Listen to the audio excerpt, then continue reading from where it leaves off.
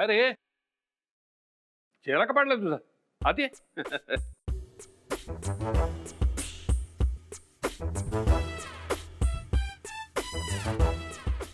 काय रे, आज एकटाच? असं का बघतोयस? यश कुठं आहे? मला माहित नाही. एरवी तर गळ्यात गळे घालून हिंडत असतात नवरा बायको सारखे. आज नाही होत एकत्र. का भांडण झालं वाटतं नेहमी सारखं? विचारा तुमच्या लाडक्या नातवाला.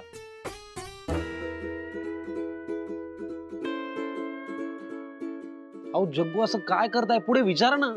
मला भडा भडा भडा भडा बोलायचंय तुमच्याजवळ, सांगायचंय तुम्हाला. असं शांत नका बरोबर तुम्ही प्लीज. नाही मी बोलत नाथा, तू या मूड मध्येस. मी काय बोलणार तुझ्याशी? ऐका माझं. काय? जग्गू, मॅटर सिरियस आहे. मी तुम्हाला कन्फर्म सांगतो, यश डबेवालीच्या प्रेमात पडलाय. काय सांगतोयस तू?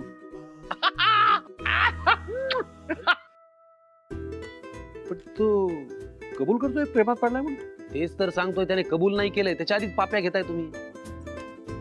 ऐका माझं, त्याने जर एकदा स्वतःशी कबूल केलं ना की तो प्रेमात पडलाय, सगळे प्रॉब्लेम असे चुटकीसरशी सॉल्व्ह होतील.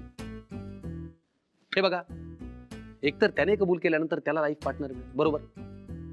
तुम्हाला नाचून मिळेल, म्हणजे तुम्ही जायला मोकळे. म्हणजे तुम्ही सुखाने जगायला मोकळे. मला लाडकी सवत मिळेल, मी आनंदाने तिचा स्वीकार करेल, बरोबर? हे सगळं होईल. पण ह्या साहेबांनी मान्य केलं तर ना. करतच नाही मान्य. आणि आता उलट स्वतः यजमान असल्यासारखा तिच्यासाठी नवीन नवरा मुलगा शोधतोय. ह्याला काय अर्थ आहे? नाही बस बस बस, हे आता ठरवलंय. आता मी काही सांगणार नाही, कारण मी काही सांगून त्याला पटतच नाहीये. आता काय ठरवायचं त्याचं त्याला ठरवू द्या. जेव्हा चुकेल, तोंडावरती पडेल, मग येईल पश्चाताप झाला.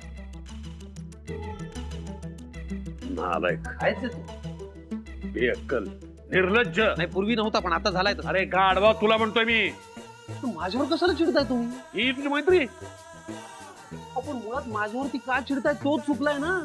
तो चुकीचं वागतोय त्याला कळत नाही, तुला कळतंय ना? हो, मग त्याच्यावर थांबायला नको. तो भरकटतोय म्हणल्यावर अर्ध्या वाटेवर सोडून मोकळा झालास तू. अहो पण मी त्याला. तू मध्ये बोल नकोस आता. मला सांग, तो तिच्या प्रेमात आहे याची तुला खात्री?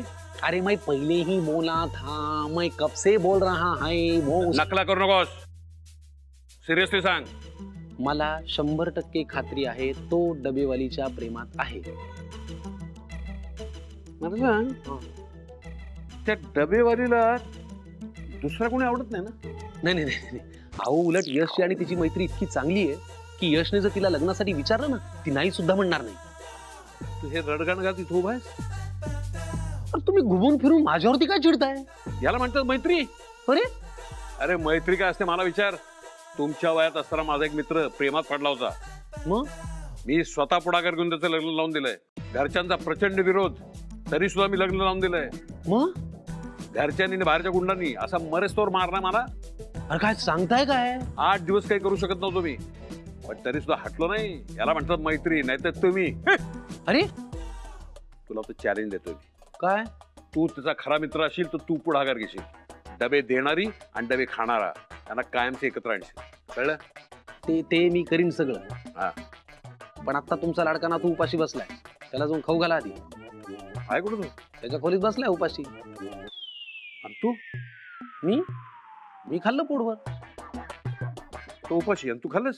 हा. तू अहो भूक लागली होती मला. माझ्यावरती का चिडताय?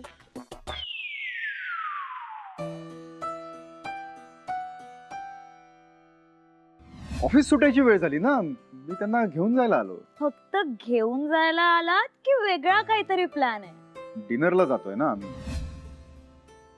लग्न कुणाचं ठरलंय? त्यांचं.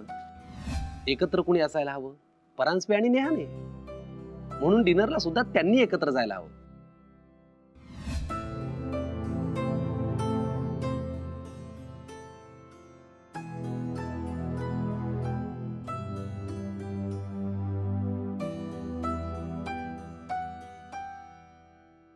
आजोबा, आजोबा तुम्ही कशाला घेऊन आलात हे? अरे वा, असं काय जेवण नाही आलास तू? भूक नाहीये मला. मी समीरला खरं तर सांगितलं होतं, म्हणाल नाही तुम्हाला समीर काही बोलला नाही मला असं. भेंडाळा आहे तो एक नंबर. खरंच? म्हणजे तुला खरंच वाटतं की समीर वेंदाळा आहे? हा, म्हणजे एवढं सांगूनही जर का त्याने तुम्हाला सांगितलं नसेल तर. काय असतं ना, कधी कधी माणसाच्या मनाचा कोडमार होतो, मग तो स्वतःवरच चिडतो. तो राग आपल्यापाशीच ठेवायचा, जेवणावर काढायचा नाही. पण मी जेवणावर राग काढतच नाहीये. अरे मी कधी म्हणलं तू रागावलास म्हणून? पण म्हणजे अर्थ तर तोच झाला ना आजोबा. कसं आहे ना, माणूस जसा असतो तसा तो घेतो. म्हणजे अर्थाबद्दल बोलतोय मी. आता लोकांना वाटतं की आपण रागावलोय, पण प्रत्यक्षात रुसलेला असतो माणूस. अहो पण मी कोणावरच रुसलो नाहीये. मी तुला म्हणलंय रुसलायस म्हणून? पण तर अर्थ तर तोच झाला ना आजोबा. कसं आहे, याच अर्थाची एक मराठीमध्ये म्हण आहे. विहीण नसले म्हणून काय झालं, मांडवा घालून तर गेले ना मी. आजोबा सॉरी, पण मला काही नाही कळलं. मला कळलंय तुला काय झालं. घे जेवून घे. आजोबा मला खरंच भूक नाहीये. प्रत्येक वेळेला माणसाला भूक असायलाच हवी असं नाही. आता तू नाही जेवलास, त्या म्हाताऱ्याच्या घशाखाली घास उतरणार आहे. आजोबा तुम्ही कशाला आता? थांबा, आधी तुम्ही खाऊन घ्या. ऐक माझं, हे घ्या. आधी तू खा. खा तू. शाबास.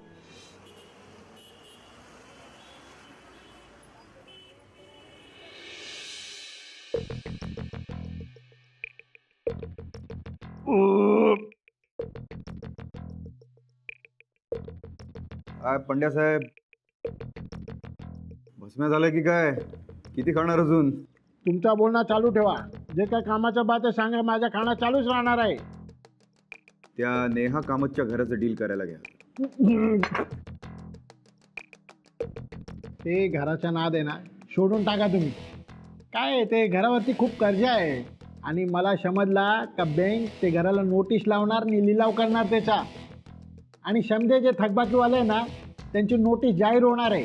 आणि त्या घराची पॉवर ऑफ अटर्नी मिळाली तर? कसा शक्य आहे? परांजपणे ठरवलं ना तर सगळं शक्य करू शकतो. बँकेतली ओळख वापरायची आणि घर आधीच सोडवून घ्यायचं. काय त्याने काय होणार आहे? त्या घरावरच्या कर्जाची किंमत आणि घराची किंमत याच्यात चौपट अंतर आहे. कर्ज 5 रुपये असेल ना, तर घराची किंमत 20 रुपये आहे. कळतंय तुम्हाला? एकाच डीलमध्ये मालामाल होऊन जाऊ आपण. परांजपे साहेब, हे तर लॉटरी आपल्यासाठी. पण हे तेव्हा शक्य आहे जेव्हा ते मॅडम तुम्हाला पॉवर ऑफ अटर्नी देणार. ते माझ्याकडे लागलं ना. ते तुम्हाला कशासाठी देणार पॉवर ऑफ अटर्नी? माझी होणारी बायको आहे. हा, मुद्दा तुमचा बरोबर आहे. पण काय ना परांजपे साहेब, प्रॉपर्टीसाठी तुम्ही आयुष्यभर एखाद्याला लग्न करून घरी आणणार. सॉरी टू से, पण मला तुमचा हे डील अजिबात पसंत नाही पडला. मला थोडी आयुष्य काढायचं आहे तिच्यासोबत. मग काही दिवस मजा करणार, मग योग्य वेळ आली की घराबाहेर काढून टाकणार. बाप आहेत तुम्ही परांजपे साहेब, बाप. आता तर हा खेळ सुरू झाला.